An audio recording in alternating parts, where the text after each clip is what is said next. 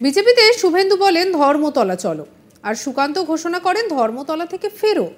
ওরা গোষ্ঠীদ্বন্দ্বের পুরো জেরবার। শুভেন্দু কিছু একটা দেখাতে চায়। বিজেপি একটা সার্কাস পার্টি। শুভেন্দু এবং সুকান্তর মধ্যে বিরোধ নিয়ে একযোগে বিঁধলেন কুণাল ঘোষ। তিনি বলেন শুভেন্দুর সঙ্গে সুকান্তর মধ্যে গোষ্ঠীদ্বন্দ্ব। রবিবার সাংবাদিক বৈঠক করেন তৃণমূলের নেতা কুণাল ঘোষ, আর সেই সাংবাদিক সম্মেলনে বঙ্গ বিজেপি নিয়ে প্রসঙ্গ উঠতেই কুণাল একেবারে রেগে উঠলেন। রেগে গিয়ে বলেন যে বিজেপিতে শুভেন্দু বলেন ধর্মতলা চলো, আর সুকান্ত ঘোষণা করেন ধর্মতলা থেকে ফেরো। ওরা গোষ্ঠীদ্বন্দ্বে পুরো জেরবার। শুভেন্দু কিছু একটা দেখাতে চায়। বিজেপি একটা সার্কাস পার্টি। বঙ্গ বিজেপি শিশু, আর মমতা বন্দ্যোপাধ্যায় জাতীয় রাজনীতি আজ থেকে করছে না। 8-এর দশক থেকে তিনি সাংসদ, 7 বারের সাংসদ, 4 বারের কেন্দ্রীয় মন্ত্রী, 2 বারের রেলমন্ত্রী, 3 বারের মুখ্যমন্ত্রী। তাকে যেন প্রাসঙ্গিকতা শেখাতে বিজেপি না আসে। কি বলছেন কুণাল ঘোষ, শোনাবো আপনাদের। না, বিজেপিতে তো শুভেন্দু ঘোষণা করে ধর্মতলা চলো, আর সুকান্ত ঘোষণা করেন ধর্মতলা থেকে ফেরো।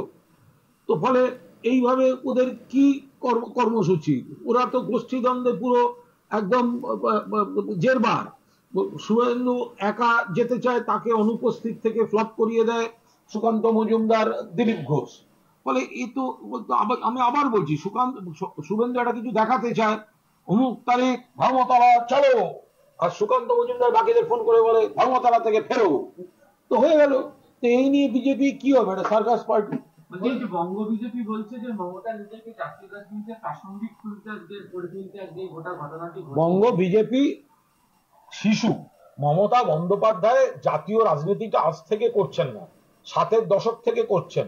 8-এর দশক থেকে তিনি সর্বভারতীয় সাংগঠনিক পদে থাকেন এবং সাংসদ। 7 বারের সাংসদ, 4 বারের কেন্দ্রীয় মন্ত্রী, 2 বারের রেলমন্ত্রী, 3 বারের মুখ্যমন্ত্রী। অল ইন্ডিয়া সাংগঠনিক পদেও একাধিকভাবে ছিলেন। তাকে প্রাসঙ্গিকতা শেখাতে যেন বিজেপি না আসে। বাংলার মানুষের কণ্ঠ, দেশের মানুষের কণ্ঠ, মমতা বন্দ্যোপাধ্যায়ের কণ্ঠ, এগুলো হচ্ছে সমার্থক। বিজেপি যেটা দমন পীড়নের চেষ্টা করছে। অধীর চৌধুরী প্রসঙ্গে কুণাল বলেন অধীর চৌধুরী তার ভুল পর্যবেক্ষণের জন্য তার দল শুধু হারেইনি, তিনি নিজে তৃতীয় হয়েছেন। দয়া করে এটা মনে রাখবেন যে অধীর চৌধুরীর তৃণমূলের অন্ধ বিরোধিতা করতে গিয়ে বহরমপুর কেন্দ্রে তৃতীয় হয়েছেন। ফলে শিক্ষা নিতে শিখুন। অধীর চৌধুরী কাকে খোঁটা দেবেন, নিজেরই সিটে তৃতীয় হয়েছেন। তাই মমতা বন্দ্যোপাধ্যায় বাংলার দাবি আদায়ের জন্য যে লড়াইটা দিচ্ছেন, তার এই নীতি আদর্শকে বাংলার মানুষ সমর্থন করেন। সেখানে কটাক্ষ করতে যাওয়া মানে এইবার তৃতীয় হয়েছেন, পরের বার কি হবে ভগবানই জানেন। উনি ভুলে যাচ্ছেন যে তৃতীয় হয়েছেন, তাই যাকে ইচ্ছে চিঠি লিখুন। এইসবের কোনো প্রাসঙ্গিকতা নেই। কি বলছেন কুণাল, শুনবো। অধীর রঞ্জন চৌধুরী তার এই ভুল ধারণা, পর্যবেক্ষণ, মূল্যায়ন এবং বক্তব্যের জন্য তার দল শুধু গোহারা হারেনি, তিনি নিজে তৃতীয় হয়েছেন। দয়া করে এটা মনে রাখবেন। অধীর রঞ্জন চৌধুরী তার এই অন্ধ তৃণমূল বিরোধিতা, অকারণে মমতা বন্দ্যোপাধ্যায়ের বিরোধিতা, তৃণমূলের বিরুদ্ধে কুৎসা করতে গিয়ে বহরমপুর কেন্দ্রে তৃতীয় যিনি হয়েছেন তার নাম অধীর রঞ্জন চৌধুরী। ফলে শিক্ষা নিতে শিখুন। জনগণের রায় থেকে, জনগণের মতামত থেকে, বাংলার মানুষের মুড মেজাজ মতামত থেকে শিক্ষা নিতে শিখুন। অধীর চৌধুরী খোঁজা দিচ্ছেন, বলছেন যে গতকাল মহারাজি বলেছিলেন হেমন্ত সোরেন যাবে, আজকে বলছেন তিনিও পর্যন্ত গেলেন না। দেখুন, অধীর চৌধুরী কাকে খোঁচা দেবেন? অধীর চৌধুরী লোকসভা নির্বাচনে প্রদেশ কংগ্রেস সভাপতি হিসেবে তৃতীয় হওয়া ব্যক্তি, তৃতীয়, নিজের সিটে তৃতীয় হয়েছেন, থার্ড। ফলে মমতা বন্দ্যোপাধ্যায় বাংলার অধিকার আদায়, বাংলার হয়ে প্রতিবাদে, বাংলার অধিকার অর্জনের যে লড়াইটা দিচ্ছেন, মমতা বন্দ্যোপাধ্যায়ের পদ্ধতিকে, রণকৌশলকে, নীতি আদর্শকে বাংলার মানুষ সমর্থন করেন। বাংলার মানুষের সমর্থনে, আশীর্বাদে, দোয়ায় বলিয়ান হয়ে মমতা বন্দ্যোপাধ্যায় এই পদক্ষেপগুলো নেন।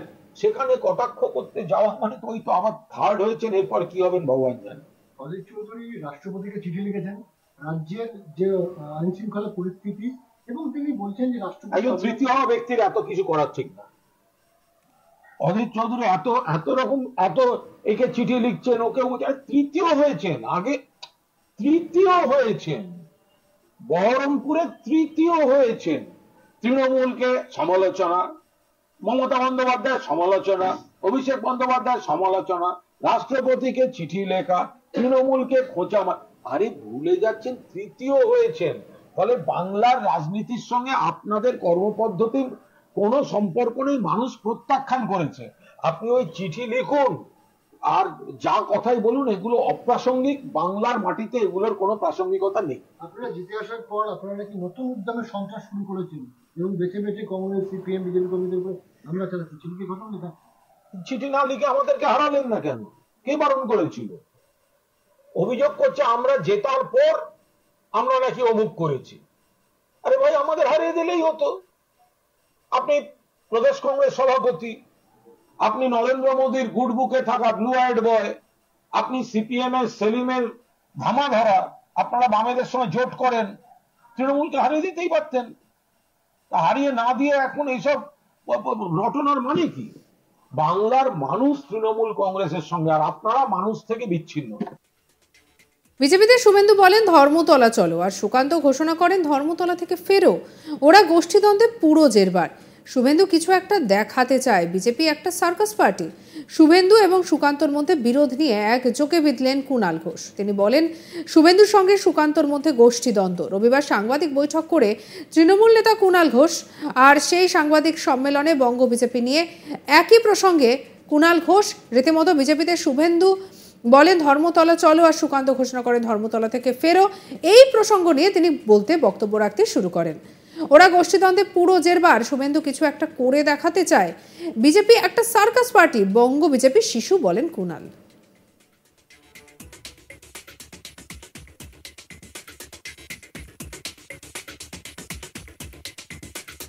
না, বিজেপিতে তো শুভেন্দু ঘোষণা করে ধর্মতলা চলো, আর সুকান্ত ঘোষণা করেন ধর্মতলা থেকে ফেরো। তো ফলে এইভাবে ওদের কি কর্মসূচি? ওরা তো গোষ্ঠীদ্বন্দ্বে পুরো একদম জেরবার। শুভেন্দু একা যেতে চায়, তাকে অনুপস্থিত থেকে ফ্লপ করিয়ে দেয় সুকান্ত মজুমদার, দিলীপ ঘোষ। ফলে এই তো আমি আবার বলছি, শুভেন্দু একটা কিছু দেখাতে চায়, অমুক তারিখ ধর্মতলা চলো, আর সুকান্ত মজুমদার বাকিদের ফোন করে বলে ধর্মতলা থেকে ফেরো। তো হয়ে গেল। তো এই নিয়ে বিজেপি কি হবে? একটা সার্কাস পার্টি। বঙ্গ বিজেপি বলছে যে মমতা নিজেকে জাতীয় রাজনীতিতে প্রাসঙ্গিক করে তুলতে আজকে গোটা ঘটনাটি। বঙ্গ বিজেপি শিশু। মমতা বন্দ্যোপাধ্যায় জাতীয় রাজনীতিটা আজ থেকে করছেন না, 60-এর দশক থেকে করছেন। 8-এর দশক থেকে তিনি সর্বভারতীয় সাংগঠনিক পদে থাকেন। এবং সঙ্গে রাখুন আজ তাক বাংলাকে সাবস্ক্রাইব করতে ভুলবেন না।